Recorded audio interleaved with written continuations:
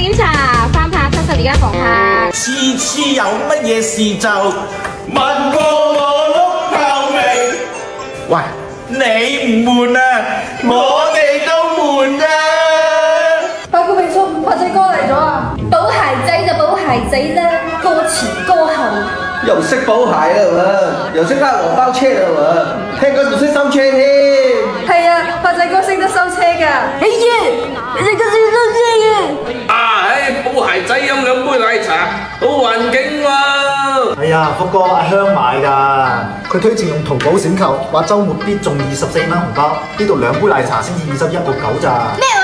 阿香請你飲嘅？啊，八姑，我諗你可能誤會咗啊！我睇佢哋都係想抽淘寶閃購同埋72家房客嘅聯名啫，搜72家房客或者大牌一齊購入主會場，落單每25蚊就可以抽周邊㗎啦。佢哋都係想要阿八姑你嗰個零錢包先買嘅啫。係，咁仲差唔多。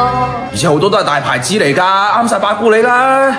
等我又抽翻個炳哥嘅帆布袋先。佢犯咗咩事啫？打劫啦！發仔哥好驚啊！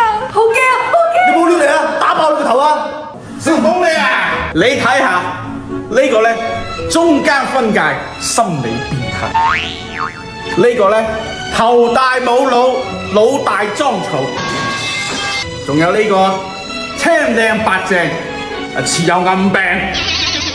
沙姐，你有冇搞錯㗎？又俾人偷咗埋唔出聲嘅？嗰啲人好惡㗎。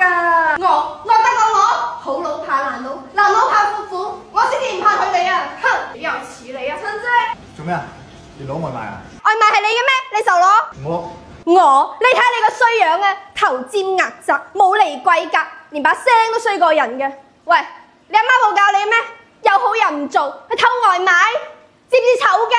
你憑咩話我偷你外賣啊？一睇個包裝就知道係我點嘅蘇丹王榴蓮披薩。依家淘寶閃購搞活動，只需要21個9咋。搜大牌直光或者72家房客，週末點外賣必中24蚊，而且閃購同72家房客聯名，落單滿25蚊就可以抽72家房客限定周邊，小夜燈、貓窩、貼紙、零錢包等限量周邊等你嚟攞，又有着數又抵玩，咁你都唔自己點，仲要偷？你咩啊？你生個仔未啊？吓？未生，你第日就會生仔㗎，你個仔就會問你，爸爸，你以前點養大我㗎？唔通你話你老豆偷人咪養大你㗎？咁啊？